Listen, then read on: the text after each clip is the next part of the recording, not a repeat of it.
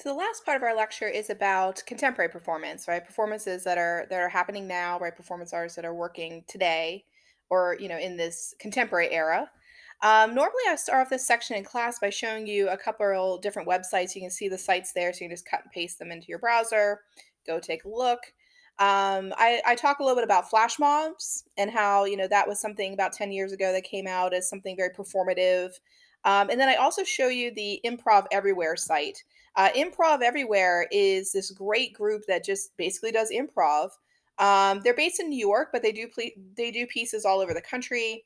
They're very famous for their no pants subway ride, so that's a big one they do. And so I definitely recommend you go take a look at their pieces because again, it shows you how performance can operate in the contemporary world. Some of my personal favorites for the class is the one which is King Philip the Fourth. So if you go on their site, you'll look at King Philip the Fourth. So again, for an art history class, that one's fun. And then I'm a Disney person, so I always suggest the Pirates of Central Park. And their musicals are great. So the Food Court musical, I think the last link is to the Food Court musical, one of the first musicals that they did. This idea about like, what if you were just like in your everyday life and a musical burst out, so definitely go take a look at some of these sites and think a little bit about contemporary performance and how you see it more in your everyday life than maybe you think. Some contemporary performance artists that I really love. I want to start out looking at Janine Antony. And this is her work, Loving Care, that she did at the Venice Biennale in 1993. And I've mentioned before the role of the Biennale and how important that is for artists. And they come and they represent their country. This piece is called Loving Care because it uses hair dye. And there's a hair dye called Loving Care. And so she's coated her head with the hair dye. And then you'll notice she is painting with it. What I love about this is that it shows her knowledge of art history, in my opinion, right? It shows her knowledge of Pollock. It shows her knowledge of Eve Klein, right? A performance artist who came before her. But it also gets into more contemporary subjects like feminism. Why do women dye their hair? Today, you might see people with like lots of different colored hair, right? It's sort of a fashion choice. But hair dye was really created for people to cover up their gray. So this idea of women's imaging in society and the role of hair dye originally when it was developed. So I think she kind of takes, Eve Klein and kind of puts a feminist edge on him a bit. And she does a lot of works about, sort of representation for women. This is her work, Lick Lather, where she made portrait busts. In a portrait bust, why do we call it that? It's a head and shoulders, and it ends at the bust line, right? Where the breasts are, the bust line. So we call these portrait busts. She made portrait busts of herself in chocolate. You see it on the one side, right? And then soap, right? And you see those on the other side. And what she did with the pieces is she actually bathed with them if it was the soap, or she ate them, which if it's the chocolate. So lick, lather, right? And again, I love this idea of her making an image of herself and then the erasure of that self, right, through action upon it. And, this idea of like chocolate as an indulgent thing that perhaps women want to eat, and soap as something luxurious, cleaning the body, right? So, the pampering and the perfuming of the body, right? So many people think she's kind of working with some sort of feminist angles here, right, in her work within the performative element. And this is the final work I'll show you from her bathtub where she filled a bathtub with lard and then she immersed her body in it. And as her body, went into the lard, it dispersed the lard, over the bathtub. So the image you see on the left of the sort of rounded piece, right, that's the dispersed mass of the lard that she pushed out with her body. And she said, I wanted to sort of contemplate, the idea of like how much mass is in my body. And she said, if you think about women and their bodies, how they obsess about them and like, oh, did I gain a pound? Did I lose a pound? She said, if you really just think about, my mass, there it is. That's my body, without sort of the constraints of imaging put upon it. Like, am I too fat? Am I too skinny? Right. So she's like, to me, she works with these actions that again have a more sort of performative yet identity driven aspect to them. So I think her work is pretty interesting. This is Vanessa Beecroft, and she does pieces where she uses women almost like these sentries or these soldiers, right, in a sense. But again, at the same time, you're not really sure how you're supposed to view them. Are they items for our pleasure? Are they items of confrontation? She says, I want you to sort of unhook yourself from all the ways you've thought about women standing around, and staring at you in art pieces, or lounging around and staring at you in art pieces. Notice the quotes I'll use from her. I use a lot of her quotes. She says, I want women on heels because that's powerful. That's not natural nudity or pureness. So I think she's getting into within these works, like, how women are dressed up in imagery, right? How, if you go back and look at the nudes in art history, this idea of the kind of costuming, right? Go back and look at the Grand Odalisque, for instance, to convey, right, a sense of want or need or accessibility. She says if you look at magazines, you still see the same thing. All the women here are actually wearing a variation on a Gucci bikini and Gucci heels. And she said, I wanted you to be thinking about the luxurious consumer object and how, again, that's marketed to women, how that's presented to women. She said, but if you think about the women in those ads, they're usually flirting with you or gazing at you. She's like, these women are just sort of standing and staring at you. What does that mean then about, the role of these women? Are they there to pleasure you, or are what's their role? She always numbers all her works. So you'll notice there's always her initials, Vanessa Beecroft, VB, and then the number of the performance, right? And then we always, of course, give you the dates. It helps you sort of sort through them a little bit. She did this one at the Guggenheim, right in the atrium as you come in. And the women were told that the only requirements they had was not to interact with the audience, right? That they just had to stand or sit. They couldn't interact with the audience, right? And the audience would come in, and and again, there was this idea of like them staring at each other, right? Staring back and forth. And so she's really made her name on this idea of the presentation, right, of women. And are you supposed to, again, desire them? Are you supposed to be afraid of them? To me, this is like updated mayonnaise Olympia, that cold look, right? That you get, or the luncheon on the grass, right? That appraising look that you get. Like, I'm not here to pleasure you. I'm here to inhabit my own power, right? She says, if you think about the idea of a uniform, it creates the illusion of integration or the illusion of sameness, or buying into something. This is the work she did for the Sao Paulo Biennial. And what I love with this piece is she said, I tried to think about the various ethnicities, right, or hues of a Brazilian woman. I wanted to think about Brazilian women who had been descended from, Portuguese, colonists who came in, who might be lighter skinned.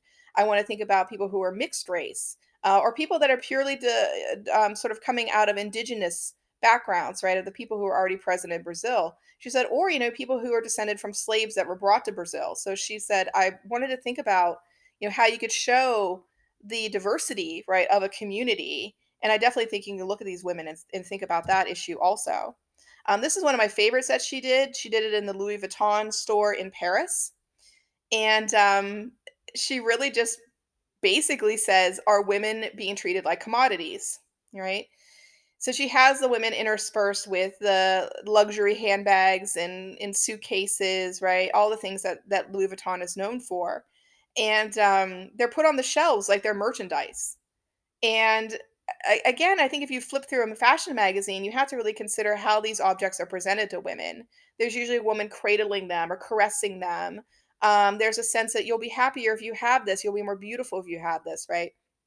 And I don't think men are targeted with the same type of imagery. So it is something she's really trying to dig into. And you have her quote, it's art, it's fashion, it's good, it's bad, it's sexist, it's not. Um, because she says, if you think about these issues in women's imaging, she's like, yeah, maybe you want to read it as sexist, but women buy into it, so is it good? Is it bad? Do you shave your legs? Do you not? Do you buy a expensive handbag or do you not? Like, and who's to say the woman who makes the one decision is worse or better off than the other side of that, right? Again, I've been challenged by women about shaving my legs, and I'm like, I like to look pretty. Now again, what does that say about me? But I'm comfortable with my answer, right? But this idea of, am I worse because I made that decision or am I better? She's like, that's a zero sum, idea, right? Every woman has to kind of decide for themselves. But she wants you to contemplate, your image? Like, have you thought about how you image yourself to other people? Have you thought about these choices that you make, right? And why do you make them? Are they about you or are they about society, right? Um, Now, this doesn't mean she doesn't sometimes get political. This is a work she did at the Venice Biennale in 2007, and it dealt directly with the Darfur crisis in Africa, genocide, essentially. So she has the models spray painted very, very dark black, and then, of course, obviously the goriness of the blood. And many people talk about this work was meant to be a shocking piece. It was meant to, again, sort of shake people out of their complacency. So she does sometimes turn an eye to political events or political ideas when doing her works as well. And again, thinking about pop cultural crossovers, this is Solange Knowles' wedding photo, which was not taken by Beecroft, but obviously is a very large art history nod in that direction. And if you know the Knowles family, right, they're very into art and art collecting. And if you look at any of the videos they do or any of the imagery that they do, it's always bound up with a lot of reference points to art, to religion, right? So there's a lot there that you can mine as far as symbology. This is Orlan, and she really asks, what if performance becomes altering the body itself? She actually has plastic surgery done to herself so that she can look like art images. I'm sure you remember George Catlin over on the left and the image of White Cloud. If you don't, go Google it. We talked about Catlin in our romanticism discussion. And on the right, there's sort of this idea of a Mayan god, which you saw in the first image on the first slide. Now, this is intriguing. She uses, again, plastic surgery to alter her body to take on the look of art pieces. She's done Botticelli's Birth of Venus, right? Other famous pieces as well. And so, again, when you think about the danger and the unpredictability, right? She's doing something very dangerous to her body. And so many people could say, well, should we be looking at this? Is this safe? To me, this is a new frontier of how to even consider art, right? Using your body again in this way. This goes past Chris Burden, right? And again, a lot of ethical questions have to be brought up with this kind of work. The last artist I show you is Marina Abramovich, and she is both historical and contemporary. So I always think she's the perfect artist to wrap up our discussion with here. She's also one of my personal favorites. Um, she had a retrospective at the MoMA in New York in 2010, which was one of the most amazing retrospectives I think I've ever had the pleasure of sort of interacting with. I didn't get to go see it, unfortunately. I wish I had now. I thought about going to New York and seeing it, taking some personal time and going to see it, but I didn't. And now I sort of regret that. But there's a great documentary you can watch. You can find it on Canopy. So if you haven't access to that through a library card, right, Canopy has it on streaming. It's a really awesome documentary about that show at the MoMA. So I think she's an artist to me that kind of spans both sides of the historic contemporary argument or classification. And this is why I sort of finish off with her. She starts off doing works that, again, are very much about Yoko Ono's idea of how do you bring the audience into the performance. This is a famous work where she actually had things on a table and people were allowed to use them on her. Notice in one of the pictures, there's a gun being pointed at her. The gun and the bullet were separate, but you have to think about people could put them together. So this idea of putting yourself in danger, right, for your performances. She to me is one of the most brave artists I've seen. She had her partner Ule for some time. They were romantically involved as well as artistically involved. And they did a lot of works together about this idea of coupledom and energy, right? A very passionate, right, display of their relationship. This is Rest Energy, which is all about trust, where he's pulling back an arrow aimed at her heart, and she has to trust that he's not going to let go of that energy, right, and kill her essentially.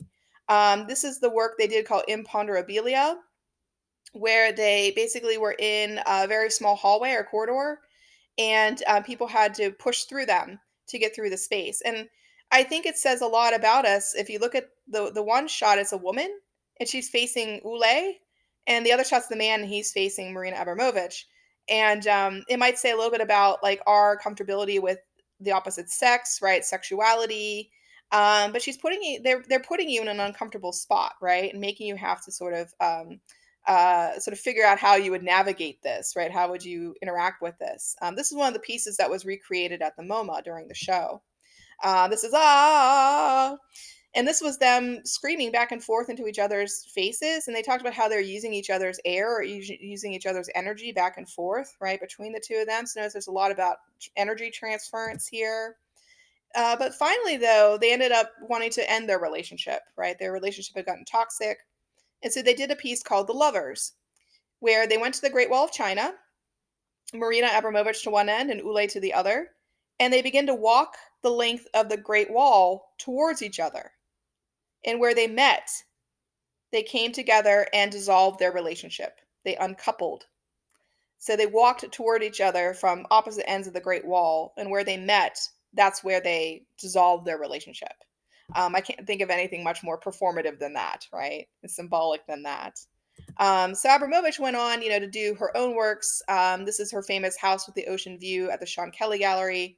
If you're a Sex and the City fan, this was actually in one of the plots of Sex and the City, where Carrie goes to the gallery, and it's not actually Abramovich in the show, but it's the idea of the piece. She lived in this house essentially, and people would come into the gallery. They could come in, by the way, any time of the day and night, and watch her. And so she said this piece was about display and energy and privacy and, how do you live when you're centering yourself in a space that's sparse like this and you can't get out of it, right? How do you use your mental energy to rise above this, right? How it's almost meditative, right? In a kind of way. And again, she would be in the space, right? Showering, sitting, right? Doing all of her daily activities. As I mentioned, the MoMA show in 2010 recreated a lot of her and Ule's famous performances. But this one was new. This is her famous The Artist is Present, where for 3 months during the show, the entire time the museum was open, she would sit and people would wait in line to sit across from her. She never went to the bathroom. She never got up. So there's different theories on how she managed that, like whether she was wearing adult diapers or something. But most people talk about, it doesn't really matter how she did it. It's the fact that she did do it. And she would sit, and people mobbed the museum, right? Would wait in line overnight to be able to do this, right? To be able to do this interaction where they sat across from her. The idea of pure human connection, she said, moves people like you would not believe. People would cry. Um, they would be just thrown by this experience of this person across from them sharing their energy so blatantly. Uh, in the famous moment, Ule actually came to see her. She did not know he was coming, and it was the only time during the performance during the 3 months where she broke her character and leaned across the table and took his hand. It's a very moving moment. So again, if you're watching the documentary, this is absolutely covered right in the documentary. But a lot of people look at this piece and they're like, well, what is this about? It's like, well, it's about sharing yourself with another person, right? It's about sharing your energy with another person, and being open and stark naked in a sense, available to them. And of course, I want to finish off with come back around to Maurizio Catalan's Comedian from the famous Art Basel show in Miami in 2019, where he taped this banana to the wall. Conceptual art, right? Well, the other part of the story is a performance artist came along and actually ate it. So again, conceptual to performance.